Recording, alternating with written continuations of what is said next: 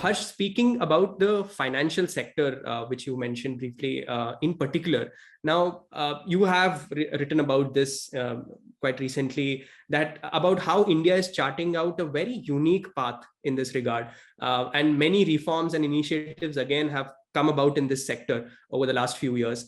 Can you explain to our viewers what exactly has been the trajectory of these measures in the financial sector? See, India has been very bank-dominated economy, modern India, just like East Asia and continental Europe.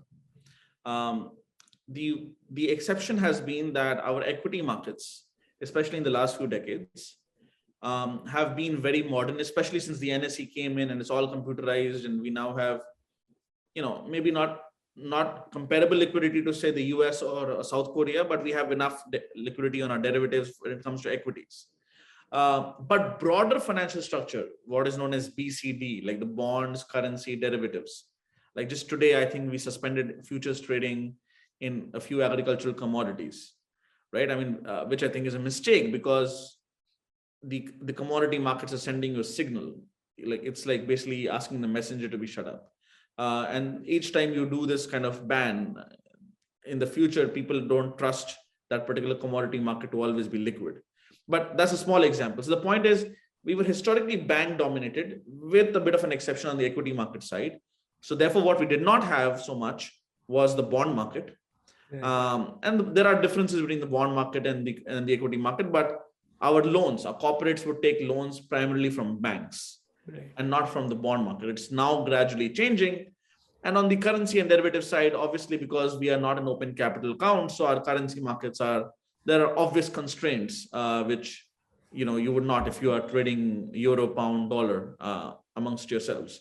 So I think that is the starting point. Now, the problem with banks is, how do you do due diligence for very long gestation projects like infrastructure, like roads, highways, or even real estate in some cases? And what happened on the ground was, because even though our market cap of private sector banks are higher, like maybe 2/3 of the deposits are still in public sector banks. I'm giving you a rough number. So they therefore have to loan that money out. And since your salary as a public sector bank due diligence officer or your bonus is not linked necessarily in a directly ROE sense to your department of the bank overall, even if you are an honest person personally, it somewhere gets part of the larger cronyist story, right? Like you, instead of commercial due diligence, in one of my articles I wrote, you ended up doing political due diligence, right? Like, or what some politicians now call phone banking. Like, somebody would call somebody and said, he or she is a friend, he or she, please make sure gets the loan. Right. And that XYZ would get the loan for 100 crore project, which would actually cost 80 crores. So they would overinflate and over invoice, and they would not really put any equity from their pockets. And the project did well, great. They made a lot of money, and even from that project, they would take some cash out, siphon it off, and if it failed, it just became an NPA. Yeah. Right? So it was heads, I win, the private entrepreneur, tails, you, the public sector bank, which is backstopped by the taxpayers of the country, they lose. And therefore undermining the legitimacy of honest competitive capitalism itself, because other people can see this entire model is corrupt and cronyist. Right? So there is implicitly, you cannot do long-term due diligence. Further, you're doing it in a public sector setup. It's just a mess of wrong incentives. So what we are doing now in the last few years through the IBC, the bankruptcy code basically allows you to recover more money for every bankruptcy. So fine, let's just go chapter 13 equivalent in the US. You go through a bankruptcy, instead of 20 paisa on a rupee, you probably get 40-50 paisa on a rupee. So it's not a full write-off. The process is supposed to be faster, and there are many things that the jurisprudence is evolving. Second thing you're doing is what I mentioned earlier very briefly, the infrastructure investment trust and the real estate investment trusts, halfway between a bond and an equity, and halfway between a bank loan and equity. You basically have this thing which gets listed or is unlisted, and you, a retail or institutional buyer, can buy directly the cash flows of commercial rent projects or highway tolls or power lines cash flows. And therefore, it's not exactly a loan, it's not exactly equity. You, by law, 90% of the cash flows of that underlying project has to be given to the shareholders every year. So that is a huge revolution that's happening in India's infrastructure and real estate story as we speak. And this government went through many iterations and made the legal structure, the tax incentive structure very sound in the last few years, starting with Arun Jaitley's time to right now.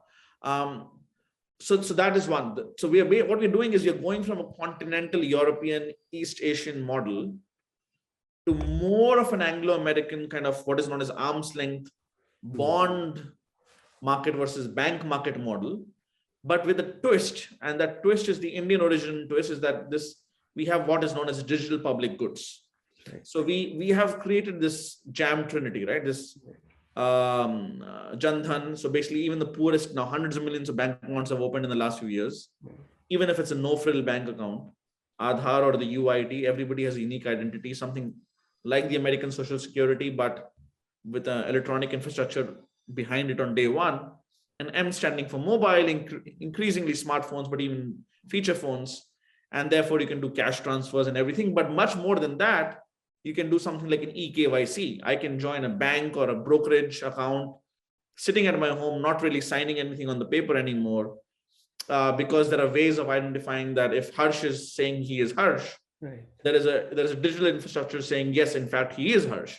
And therefore, you kind of reduce the frictions and the cost of opening small accounts. Now, if you take that along with, this thing allows me to open many more equity accounts, which has happened in the last 2 years, which also takes me money into the InvITs and REITs. Right. And slowly we are broad basing our bond markets.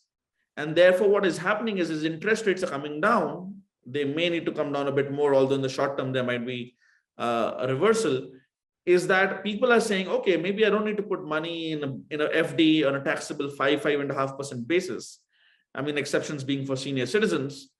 Why don't I put more and more money in other financial assets, right? So I don't need the intermediation of banks to that extent, because I can directly be taking part in the markets. Most people won't do it actively. They'll just have an SIP, which will just automatically debit some money from the bank account and go to a mutual fund every month. Some people might do it somewhat more passively, somewhat more actively. And then this whole fintech revolution that's happening on top of that, which what happens is these old boring banks, they don't necessarily do the lending. They don't originate the home loan or the last mile retail auto loan. A fintech or an NBFC does it, but then they sell maybe 80% of that to a bank. So they don't keep the full thing on their own books. They sell the kind of securitize it and sell it to a bank. They just keep a small part of it on their own balance sheets, maybe just to broadly align incentives. So we've gone through an NPA cycle. NPAs are now broadly fine, finally, despite the pandemic. We've gone through the cleaning of IBC. The real estate cycle has gone through a normalization. The fintech revolution is happening. We have new instruments like InvIT and REIT. So now it's much more possible for us to create a portfolio, which is not just a bank account, a real estate, or gold. Right. But there are equities. There are these quasi equities like REITs and InvITs. In fact, Nitin Gadkari just a couple of days ago said, why don't people invest in infrastructure investment trusts, which give you bigger return than banks, and you are in a way investing in the India growth story.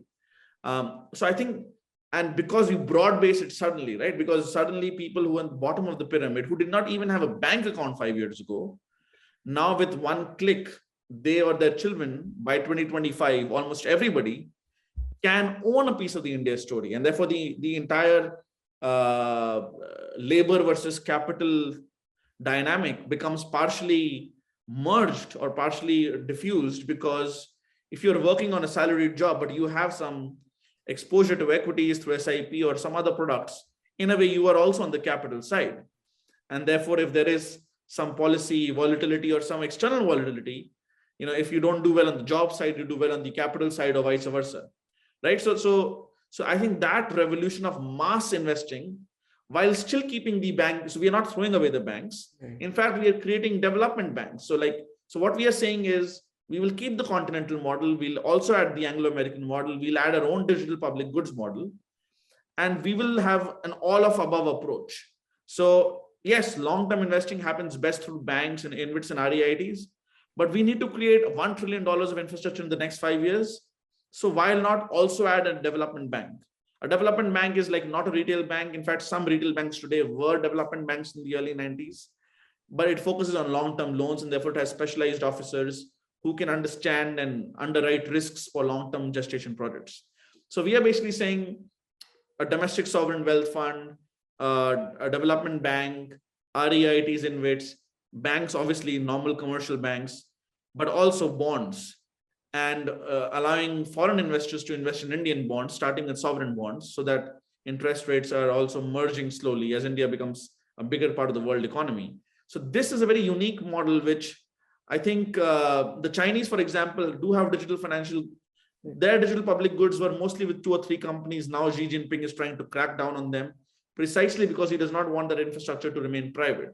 We on day one, for example, the reason MasterCard and Visa don't like RuPay or the UPI, which has like crossed $1 trillion annualized transfer number in terms of value and increasingly in terms of volume as well, is that because that 2% or 1%, whatever the MDR, whatever the underlying fees are, the specific jargon of that micro market is just being disintermediated by this Indian public goods. And in fact, we are talking about exporting that to Dubai and Singapore to begin with.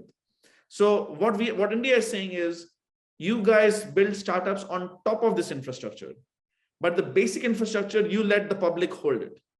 Right. So you don't charge me money for transferring from X to Y, because I can do that very well. In fact, the blockchain CBDC, the central bank digital currency, is the next logical step in this. But it has to be done in a very piecemeal manner, because if you have a CBDC, then you don't necessarily need a checking account with your local bank. It's like having an account with the RBI directly. It's like instead of a Paytm wallet, you have an RBI wallet. So there's no sovereign risk with the RBI, unlike the other banks for which you need some kind of deposit insurance. So to summarize, we are keeping the bank model. We are having new innovative models, including many Anglo-American ones. And then we are putting a digital public goods on top of it all, which even the Chinese have not been able to do. Forget the Americans. Like I've lived in the US, UK, Singapore, Hong Kong, it's all changing, but nowhere has been transferring or paying money, especially small amounts of money, being so quick, so cheap, and so easy and instantaneous as it has been in India. So we should celebrate this digital public goods infrastructure of India. Hats off to technocrats like Nandan Nilekani and politicians like Narendra Modi, who, despite some early opposition from the BJP, understood the value of the proposition and doubled down on it and saved the taxpayer a lot of money, and is basically making India leapfrog conventional banking. So I think that combination is very unique, where we are not going by the textbook of anybody else. We are taking whatever works and we are writing our own textbook. Please remember to subscribe to us and switch on the notifications for this channel. For our other social media links, more content, and to support our work, please visit citti.net. Dhanyavad. Namaskar.